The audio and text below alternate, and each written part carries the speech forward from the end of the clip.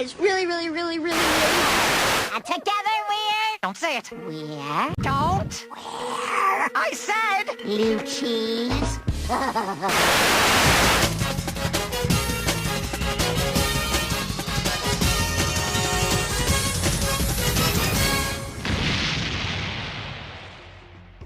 Hey guys, welcome to Cartoon Chat. Sorry for the week off, but we're back, and I'm joined with two of my best friends here. Austin from, obviously, AJETT on SoundCloud, Facebook, Twitter, and YouTube, as well as Mark Warren from K9 Biscuits.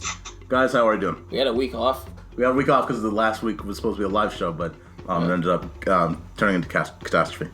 So, Yeah, I'm doing pretty good. My cat is being a dick, though. I just had coffee and it took like a long time to like make it sweet. It was like did. it was black for like the longest time. I mean, it took my wallet.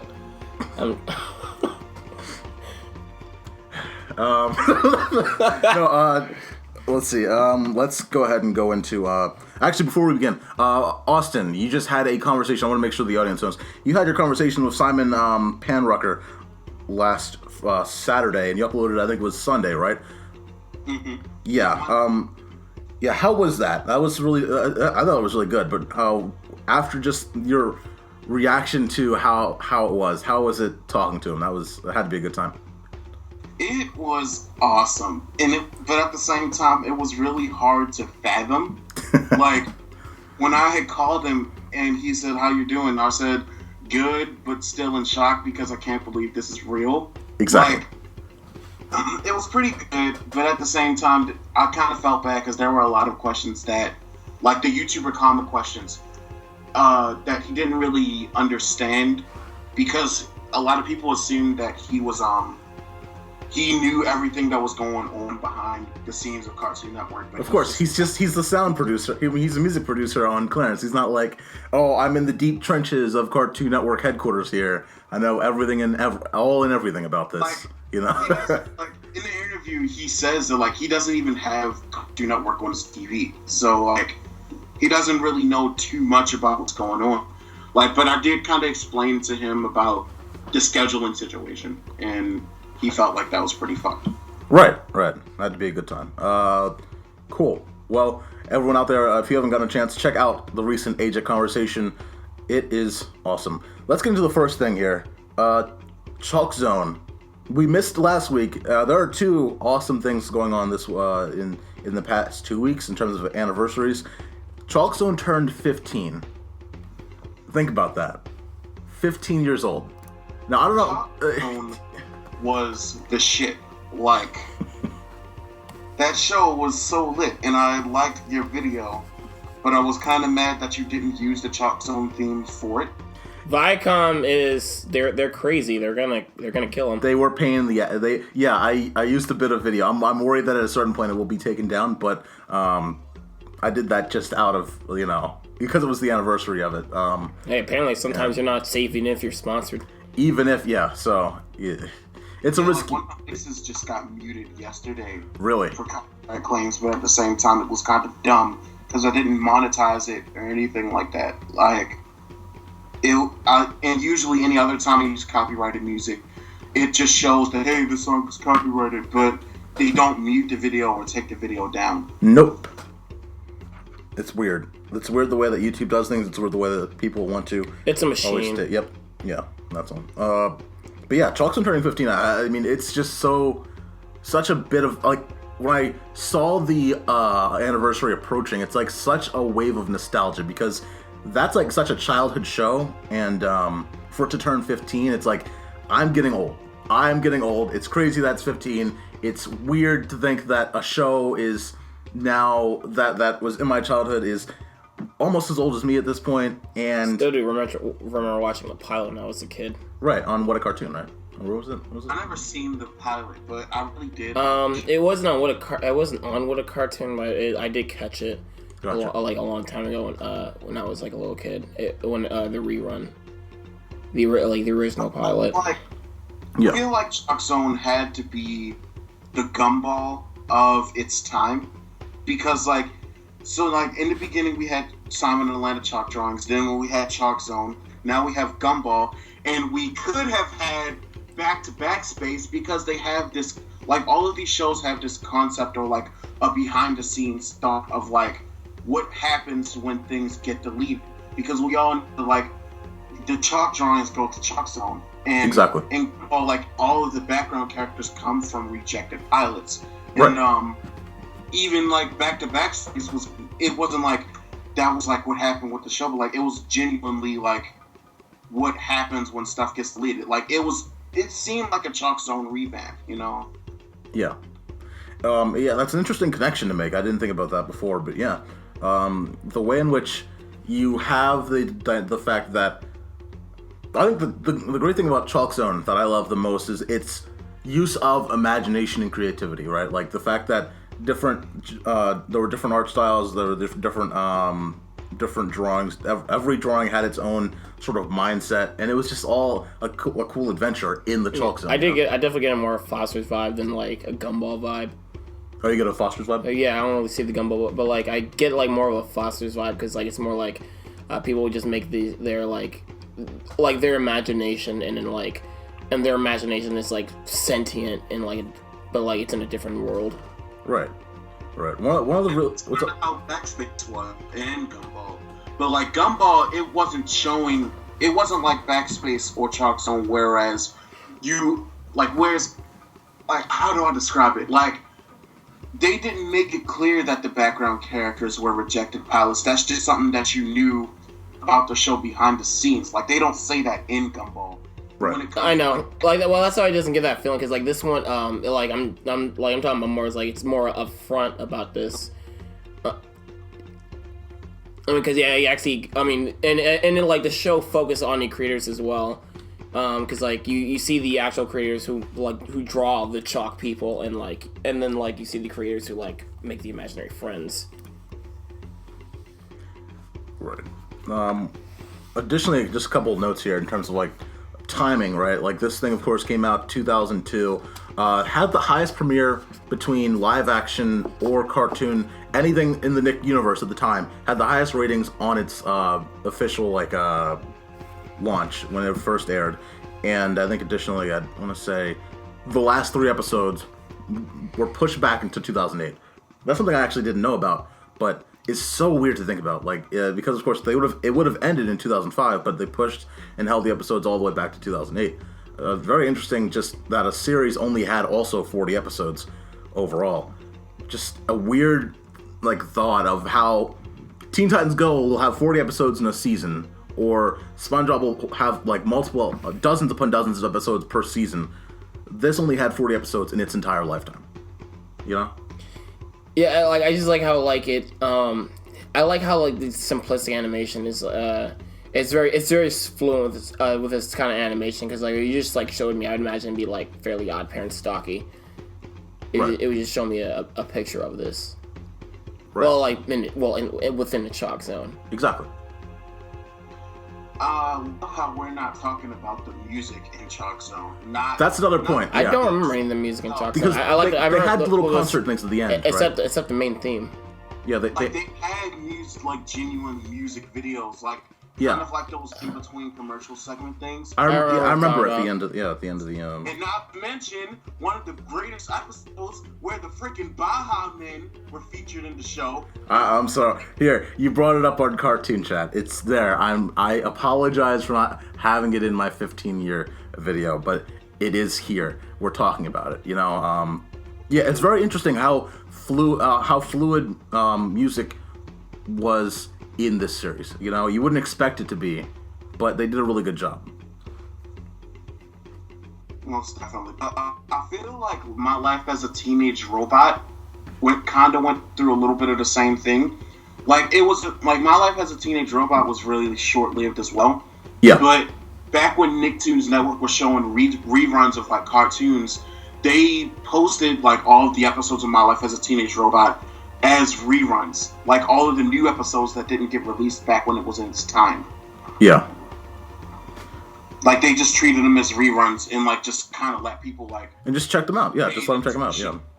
Rather than saying, "Hey, here's a new episode of My Life as a Teenage Robot."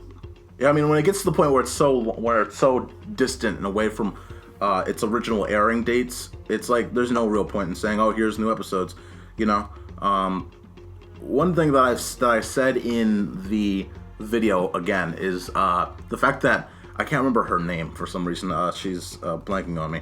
The girl character, Penny, right? She approached it from a scientific angle almost all the time until she was used to the ChalkZone. I always liked that about the first season. Like, logically, no one would accept the ChalkZone as a realistic thing. You'd go, like, what the hell is this? Like, Yeah. And you'd think you wouldn't be able to think about it logically. Like, and it makes sense the way that her personality It is. took me a while to realize when I was a little kid, like, oh, it's magic chalk that works. Like, I thought it was just like regular Not chalk. normal chalk, yeah. I remember, like, when I was a kid, I would like draw circles, a bunch of circles on a chalkboard, like which one leads to this fucking zone.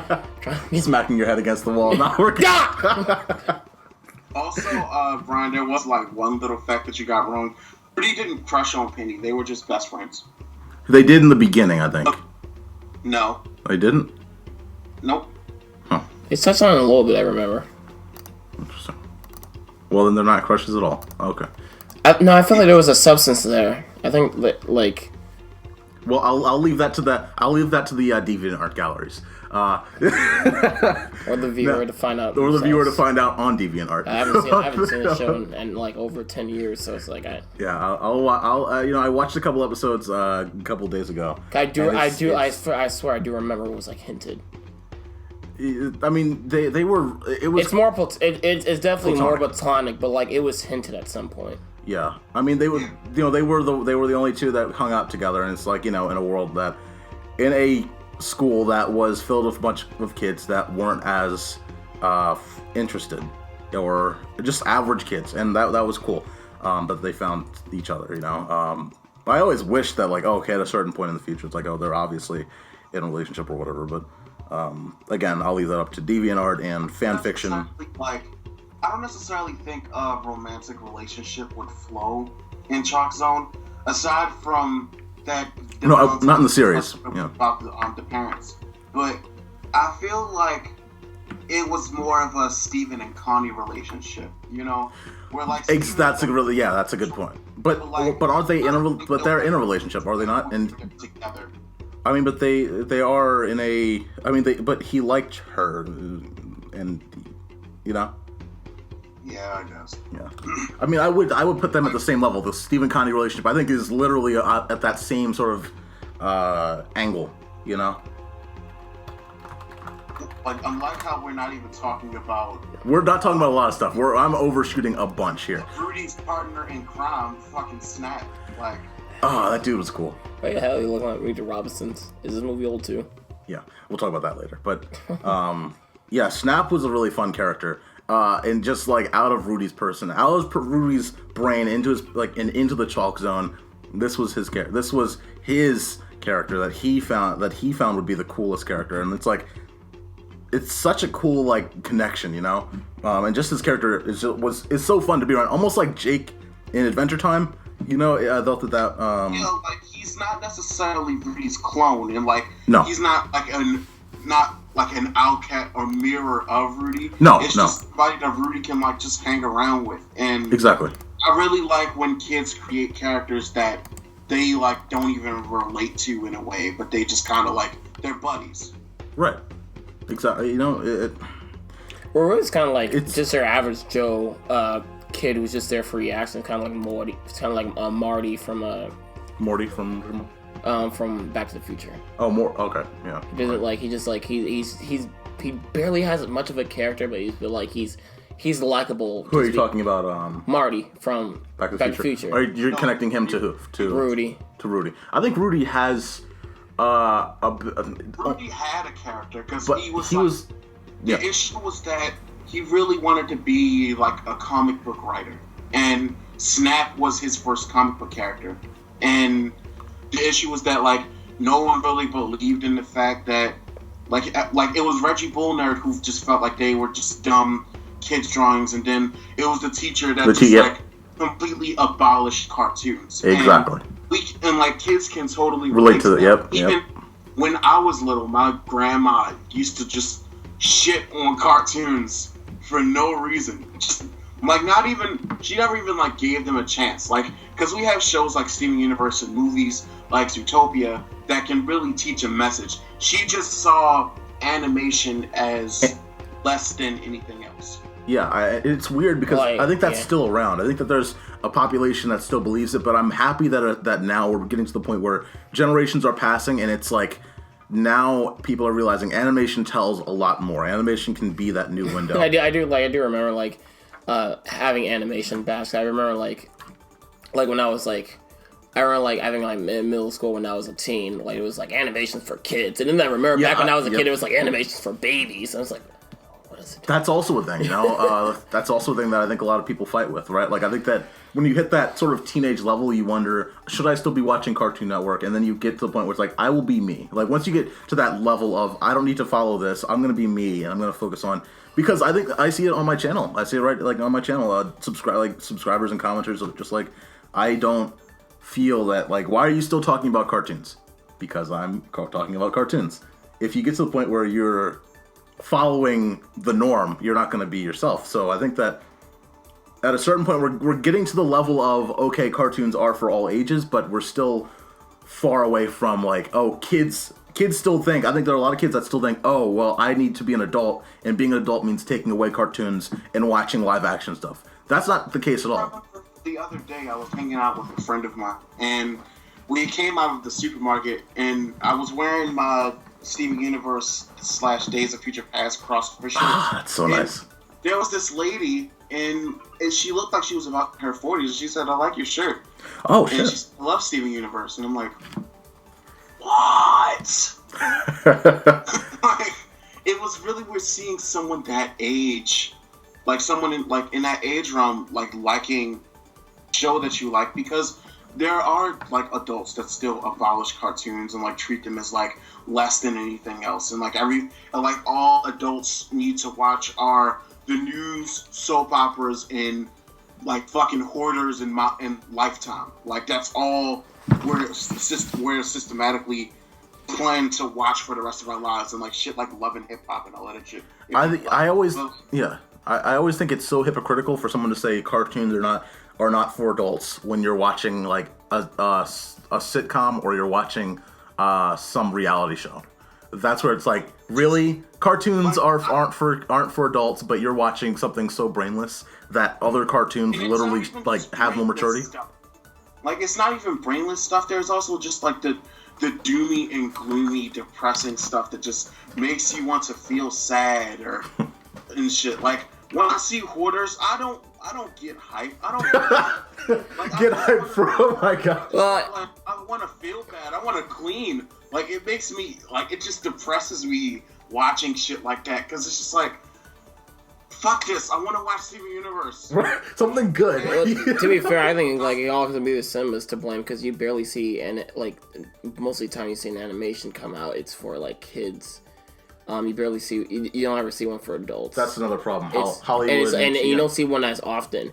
I mean, we started like I think like Americans like started animation, and like Japan like got inspired and did animation too, but they're doing more with animation than we do. Yeah, I think it might not be a correlation, but or I think it might be a correlation. We got to the point where, you know, we were like really accepting different like genres and different formats of animation in the 90s and in the 2000s, and it, like, you know, it just broke away. It went into comedy. The adult content went straight into comedy, and you sort of just cut off everything else. I mean, Netflix is bringing it back now. We're seeing more animation that's like outside of just the comedy value, but it's still like McFarlane and Archer and all these shows that are just based on being funny. BoJack Horseman, like those shows are like really fucking. Yeah, I feel like there was like in somewhere in the parallel universe, there's like if we did American if we use animation as much as Japan did, like anime it wouldn't be much of a fan base. It would just be on par. Right, they'd be as strong as we'd be as strong as anime, and it would be. I'd love to see a world like that. But we cut back and we only accept that kids, or there's still, again, this is the whole thing where it's like what's up? I showed this a couple of times, Bryan. It was that interview that Stephen Colbert had with the writer for Where the Wild Things Are, and Stephen Colbert had asked him, "Why do you write for children?" And the writer said, "I don't write for children. I write, and someone says that's for children." Exactly. Yeah, and that's the disconnect. Like, it sucks that people feel as though animation, strictly animation, even shows like South Park and Family Guy, like actual adult cartoons, people see that as just something that only like immature adults or kids watch. Like, exactly. And then they question like, why is this cartoon like teaching my kids these things? Because the show is legitimately good. It's trying to do something that other cartoons have failed at. It's trying to not just be that stereotypical, here's what the bar is set, Teen Titans Go, that's it. No, when Steven Universe puts out there other things, it's doing its job. It's doing what it should be doing, what the animation community should be at this point in America. Yeah, like, the thing about that was like the thing with adult cartoons, they have like to be like advertised, to be obvious for adults, they have to have crude humor. Right. It's like, it's rare to see adult cartoons that don't have crude humor. That's why I appreciate like Bob's Burgers so much, because it's not one of those cartoons. Right. That's why I love King of the Hill. Yeah. And F is for Family, you know? Even Rick and Morty does it. Like, granted, there's a lot of... Rick and Morty does crude humor, but it does it well. Not only that, but like, the characters do go through some like suggestive shit, and has gone through so much character development being in the hands of Morty. And you show that he truly cares for Morty as his grandson, and he will put his fucking life on the line for his family, like when he has to. The fact that he turned himself in just so his family could like go through all the stress that he himself put them through. The fact that he did that shows that like Rick has some sort of life. And at the same time, the fact that he stopped saying "Wubba Lubba Dub Dub," like the story behind "Wubba Lubba Dub Dub," Bird person explained it to Morty, is "Wubba Lubba Dub Dub" means "I'm in great pain, please help me." And like, Rick has gone through a lot of stress. He's gone through breakups. He's gone through like seeing his family go through turmoil. He's gone through Morty getting fucking raped. Like, I was gonna bring that up. Yeah. Great. And he's like, that shows that he doesn't necessarily not care for himself, but at the same time, he's gone through so much shit that he's just like, why try to like do something about it and why fight it? So he has to just sit in and take it. So when you see characters like Rick eventually like do something selfless and try to like support someone else, it's so powerful because you don't see them do that often. I also, granted, like early Simpsons and Family Guy definitely had some great moments too. But they've definitely fallen flat. Yeah, I mean, the beginning of The Simpsons, we watched a couple episodes just of The Simpsons, for instance, and it's like that show as well, in the beginning, was more than just flat, like, not just toilet bowl, like, bar set low humor. It was more than that, and you know, it sucks that we're at that point where everything is just or not everything, obviously, but we're talking about, it's the community still thinks of adult animation as only for comedy or only for kids, and we have to break that sort of stereotype. Yeah, that's why I like the Simpsons movies, because it was like an animated movie in cinemas that's like, it's not just made for adults, it's just mature humor. Mm-hmm. It's like a, I mean, I still kind of like Sausage Party, but like, it's like, that was that it's crude. It's like, and they curse so much. It's like a 12-year-old trying to be all adult. Yeah, trying to be all adult. Because like, dude, if you took a drink for a time, they said the F word, you'd be brain dead by the time the end of the movie. The point of Sausage Party was that it was like a parody of like Toy Story, like those CGI kid shows, like, because like you know that Sausage Party, like from like outside looking in, like you know firsthand that if it must be that good if it accidentally got played as a trailer during Finding Dory. Did it? It's really fucking what? Happened. I did not hear about this. Like someone, Oh god. like during the glory, and a bunch of kids saw him getting mutilated, and that genuinely fucking happened. Wait, what happened? Like, what was the reaction from the kids? I don't even know. I don't know. It just happened, and I can't. Oh my god! Something like that. It genuinely happened, and like the movie theater got into a lot of shit. Right. You know one thing. In terms of films, one company that I think could have done this, but I don't think Universal will let them. DreamWorks could easily tap into that market. Could tap into like the serious sort of mature animated film industry. They did it. They're getting close. I think How to Train Your Dragon 3 will prove that point. I feel like the Shreks touch on that. No, I mean like a serious like not just comedy. I'm talking action genre, sci-fi genre, different genres that aren't just comedy. I haven't seen Rise of the Guardians. Does that do that? I can't recall.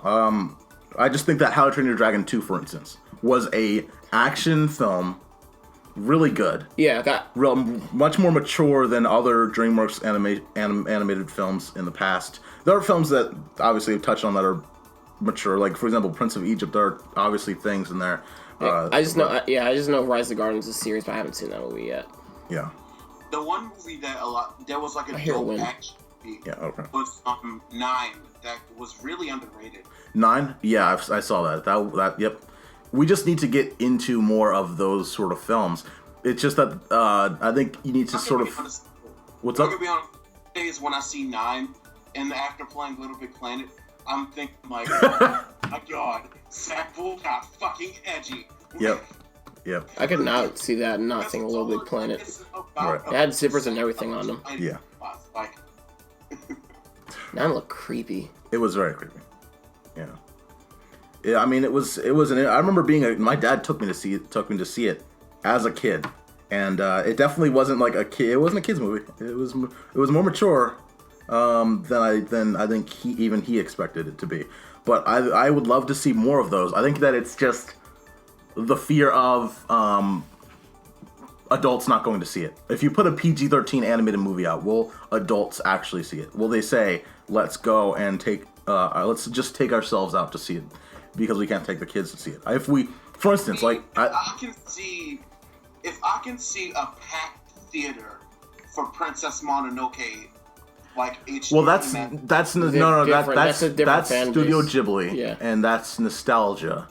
I think that's the difference. Same thing with Sense's movie. The only company that could do it would be DreamWorks if they were to do, like for example, a Furious 5 movie. That would bring in an audience. That would bring in an audience that's nostalgic to Kung Fu Panda, that knows the brand of DreamWorks, and it's right there sitting at the table for them to use as an action, animated film. Something that comes really close to that is The Incredibles. Right. I'm surprised. It comes really close to PG-13, but I know there's adults crave over that movie. I think that Incredibles is another. Incredibles 2 in 2018. Yep, it's almost there, man. Yeah. I remember when it was announced and we were looking at that date. I'm glad they pushed it up. Better not suck. It's almost there. I don't even want to be good. I don't want to be even. I don't even want to be good in being the first one is still better. I want to be either as good or better. Right. Mark, if Cars 3 can make a turnaround like it did, but we don't know. I don't know. We don't know yet. We don't know yet. No, because I love Cars. Okay, I don't know yet. Here's the thing: the teaser caught me off guard. It okay, this is something I'm excited about, and then my excitement died down when I got the actual trailer. Right. It's it's not that serious. It's Rocky. Right. But if Cars 3 can make that type of turnaround, it did make a pivot. It did pivot. I'll tell you. It did pivot a little. Yeah, but that's coming after Cars 2. Yeah, I mean, but it's still. However, I mean, he makes a good point. It's the fact that it either way, it found a way to pivot itself into a film that if they kept going down the Cars 2 route and they made it even worse and it was Mater again. Imagine if Cars 3 was the same route as Cars 2. It's here's Mater. Here's even more stupidity. There was no Mater in any of the trailers. I am surprised. Yeah. It looks decent. It looks like a decent ride. It doesn't really look like a movie I'm going to remember after seeing it. It's not about any like spy bullshit or like some sort of subplot. I feel like it's strictly about Lightning McQueen getting back into the racing scene and realizing that he needs to up his ante because there are a lot of more sophisticated and modernized tech-based cars coming out. So like, he has to get up to par. Yeah, I wouldn't say that's a big turnaround. It's just more of like, it's more like a movie that at least looks good on par with the first Cars movie. It's just like That's why. it's Well, just that's like, the bar. Yeah, I mean, that's where the bar is It's just for like a decent movie, and Pixar hasn't been really up to snuff lately. Because I mean, I personally enjoyed Good Dinosaur, but like it wasn't. I can see what people were saying. Yeah, but like I can see points where it was like a weak Pixar movie. Right, I mean, we both said it was like a great film. It just, we could see that, It's like I can see when people say it's like a weak Pixar movie, and I'd definitely say Finding Dory is weak, and we're coming out to Cars 3. I don't like that. That looks okay. It looks like a decent movie, but it doesn't really look like anything I'm gonna remember afterwards because the trailer hasn't really.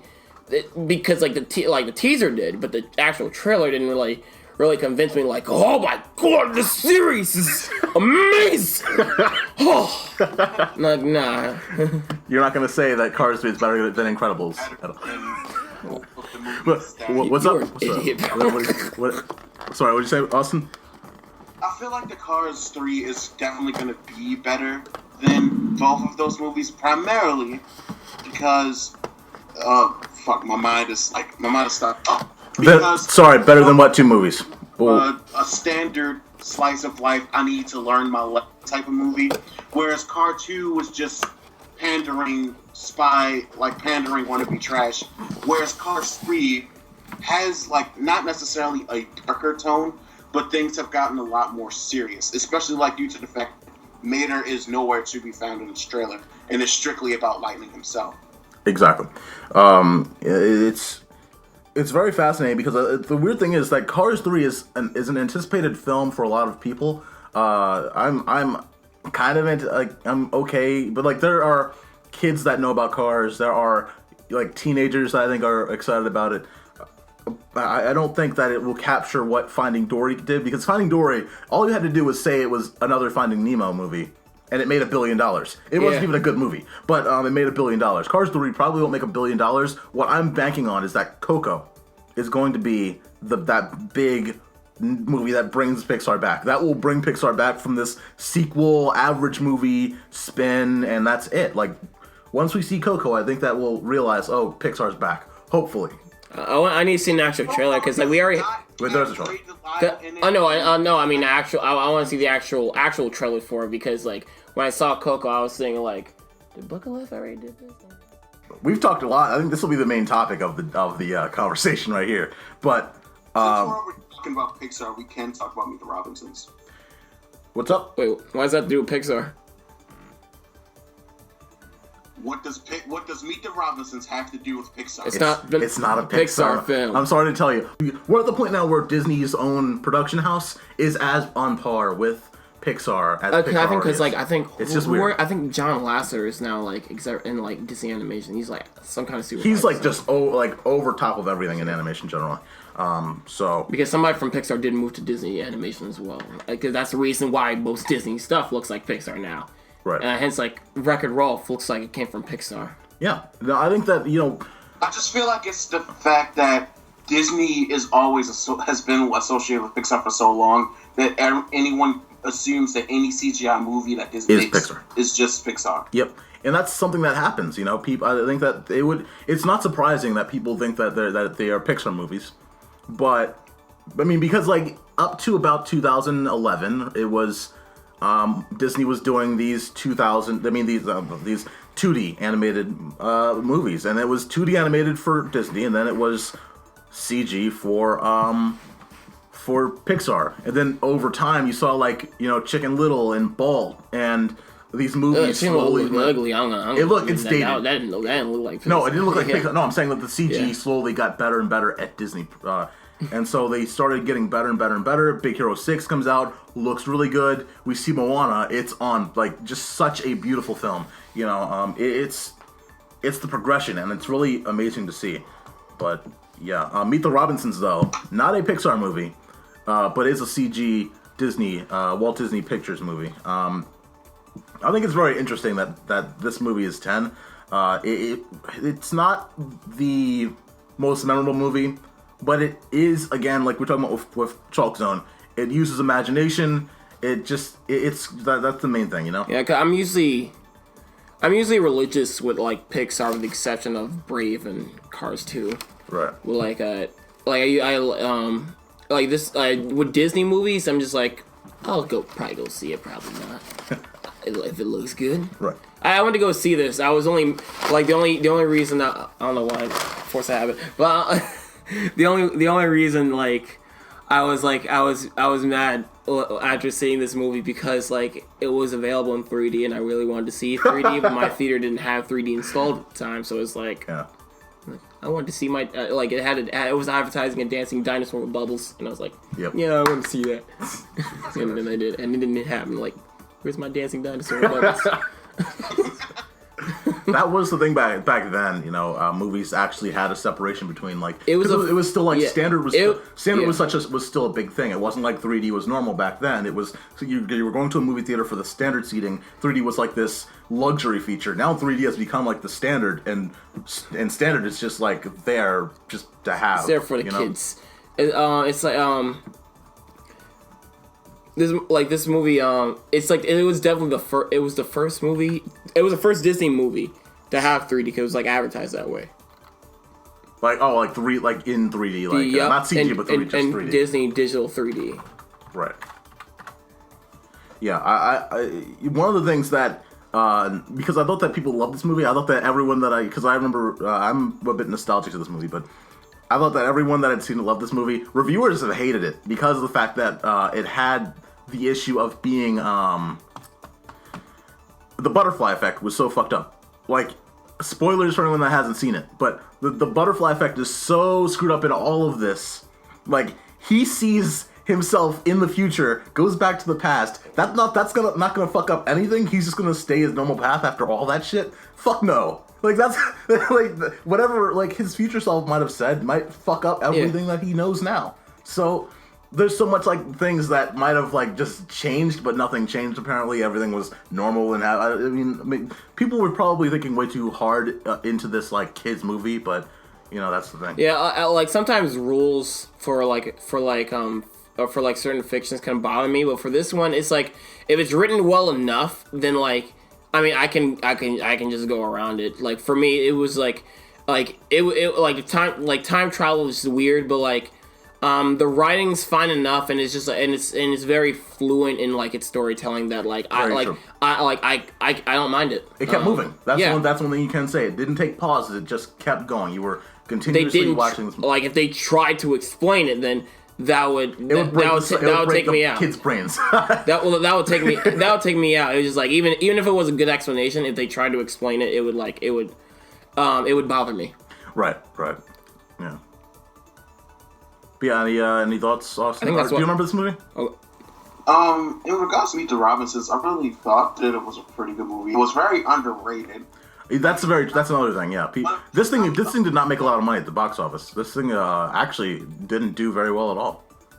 It's not a movie that like I think about when I first think Disney. Oh no, it was a movie, and I kind of like the idea that the kid, the sleepy kid, was the villain at the end, because the roommate was pretty much fucking with him in his sleep, but at the same time he took it into his heart to like warn him when he goes back in time to like, hey, wake up, catch the ball, and change his past like for the better, you know. Right. And I really appreciate that the main character did that. I like the lightheartedness to it, because he said after he lost that ball game, he like everyone hated him, and you saw him walking through the hallway like everyone hated me. Hey dude, hey, you want to come by my house after work? That was a good thing to show. I love that. It kept its lightheartedness. You didn't really hate anybody in this. Right. unlike their previous movie like Chicken Little, where like that it was Or very. Home on the Range.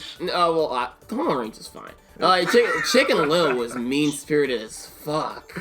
Very true. It was like damn, the whole like not only this Chicken Little has like bad like the worst luck. He just like His whole city or town. Everybody just hates him. Yeah, like I'm surprised he didn't like. If this movie was more dull, he would have committed suicide. Like yeah, God. yeah. Okay, sure. God, Dane, he is chicken. Like, I'm pretty sure if he died, he would have had a better career than anybody else in that whole show. You know what? That is true. Omelets are very popular in diners, so I'm not surprised. You can't kill a chicken and make an omelet, especially. I know. It was a. I You realize. don't even have to apply to work at Popeyes. Mm. Like, just go in there. You know what? Chicken omelet's pretty good. That sounds pretty. But one thing that you're talking about things you appreciate. I really appreciate. Again, I just love movies that are in science, that deal with science fiction, that deal with inventing, and just deal with imagination. And you have time travel. You have this kid that wants to make his mark on the world, and he keeps trying to invent things. I like the beginning where it's like he keeps trying to invent things, keeps trying to get adopted, and you feel for him, and like he doesn't realize how much he's affecting other people around him until you get to that point in the future when I think they called him bowler hat guy, whatever, evil His guy. real name is Goob. Goob, thank you. Until he sees the future, and how time is affected by a simple move like what Goob did to. Unfortunately, that only benefited the hat machine, right? Like, I think that was a really sort of smart dynamic to play on, and I love this movie. I still love this movie. I think it's a very simple movie that tells kids a very good thing about always look forward, always keep moving forward, always think about your future. Just that's a really good moral, you know. Like, Yeah. look at failure as a bad thing, because that's the two things that I do remember from the movie is when he actually met his family in the future, and he was showing them his invention and it messed up and like got over the place. They celebrated it. Yeah. Like, yeah. they were basically saying like, hey, it's totally okay to fail, and you shouldn't to be ashamed of failure because it's normal. And I really like the fact that they appreciated the fact that you failed and like say, oh, you'll get it next time. You'll do better. Because again, this is him in the future because he's already a successful successful inventor. And the fact that he's failing now shows that like there's going to be a bunch of failures on his road to success. Exactly. You know? Yeah, there are just so many things to just keep counting back and forth about this movie being a brilliant piece. Yeah, I love this movie, you know?